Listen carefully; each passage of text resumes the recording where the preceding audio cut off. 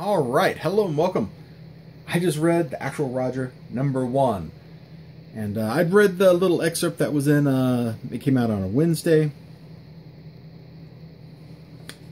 This helps put into a lot more context. So Roger's a kid, and his friend Clay is a kid, and a meteor falls, and Roger gets stuck to his shirt. Sort of like, the details don't matter. And Clay eats dirt because he's autistic.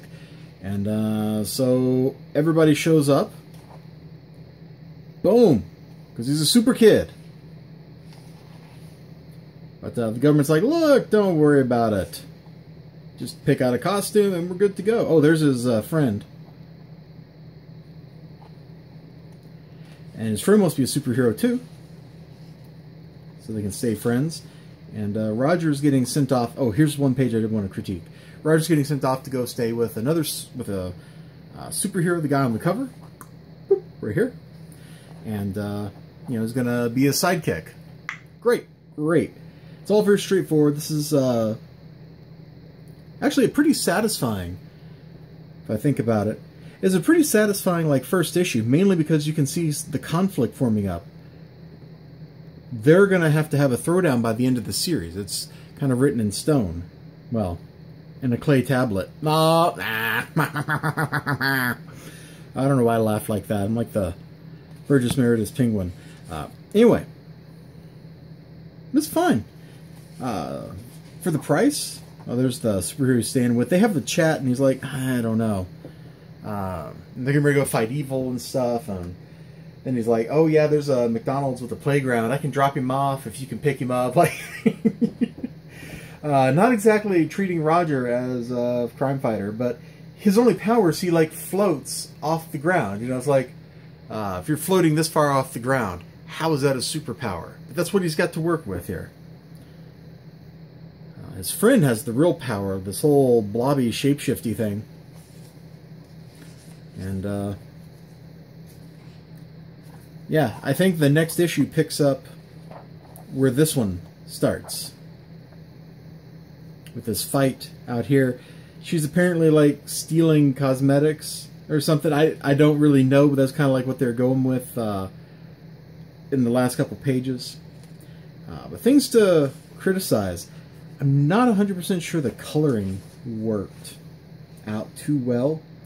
I think it might be something with the printer.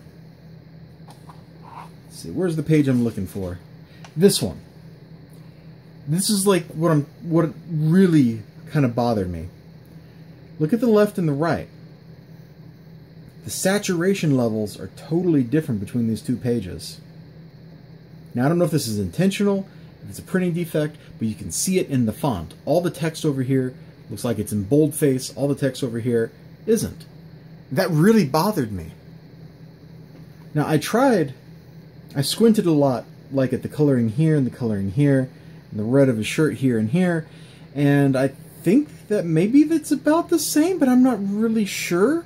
So I don't know why these two pages feel totally different in the text. It's just weird. And some of the bits of the coloring just look flat out wrong. This looks like a clear misprint here. Actually, this whole arrangement of figures looks like a misprint. There's bleed. The black lines on his shirt aren't solid black. They're actually red for whatever reason. That just looks really, really weird. And I don't know if that's because I have a misprint or if that's just because that's how it is. That's how it do, right? But there's lots of fun antics they get up to in this. The conversation between Roger and his friends are kind of interesting. The teasing that Mr. What was his name? Buckminster or something or other. Let's see, Buck and okay, that's Jorge. I forget what Buck's last name is, but he says some stuff, and then Roger, as a kid will, is imagining things, and I thought that was a really wonderful touch. Yeah.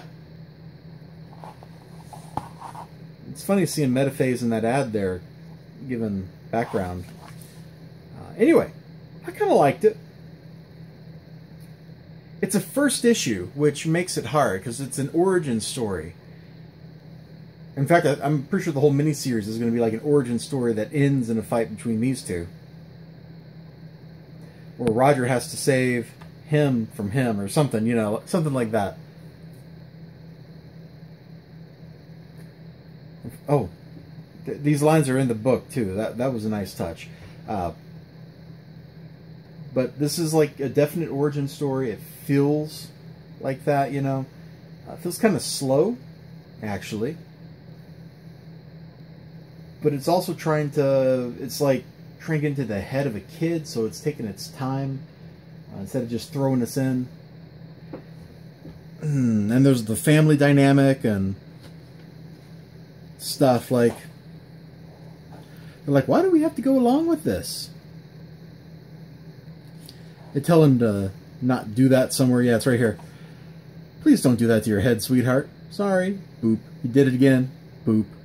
He's just going back and forth, practicing, you know, floating. He doesn't like the cape. His dad's like, fine, don't wear the cape. I say the jersey and shorts are good enough. So the family dynamic, the interplay between the parents, the kid, the two friends, like, that's all pretty interesting stuff, and it has the potential to be a ton of fun. Although since they've shipped him off to live with him, I don't know if that part of it will come back, but I think they might have a pretty interesting dynamic too. As soon as Roger saves his butt one time, which you know is going to happen, it has to happen. There's no way it can't. Anyway, I'm going to stop talking about this. It's $1.50. You can get it at your local comic book store. You can get it from Alternate Comics directly. And I got a crink in the corner. I probably did that. Ah, well, it happens. You know, alternative books are cheap enough that you can just try them all. You know, for the price of 2.5 alternative books. Well, actually, let's get some alternative books out here. So I got them right here in this desk drawer. Let's see. So for the price of these 3 comics, I can buy a single issue of Silencer. This is $3, $4. This is $3.99. In fact, this isn't even a whole dollar. It's 99 cents. So I can get this reprinted Mr. Crypt. Alternative books are such a great deal. Peter Simeti, in my experience, has been a pretty stand-up guy. You gotta give him a try. If you're not giving alternate a try, I don't know why. Like, I can't, in my mind, find a reason why I wouldn't want to try these books. You know, maybe just buy the first one. And you go, oh, Actual Roger doesn't look like it's for me. Like, I don't know if this is a series that's actually going to be for me. We may get to issue 2 and I go, yeah, this isn't really for me. And then I don't worry about it anymore. Or this one, or whatever. Like, it's $1.50. That's not even a whole latte or a cup of coffee anymore. That is so cheap. And I have a good impression of Hank Tucker. I don't know where from. So, you know, that's something that I'm kind of hoping to look at a little more. Let's see, Wes Loker. Oh, hey, interesting. Maybe I'll read Unit 44 next. But I will see you all next time. You have a great day. Remember to like, comment, and subscribe. Check out Actual Roger. Bye-bye.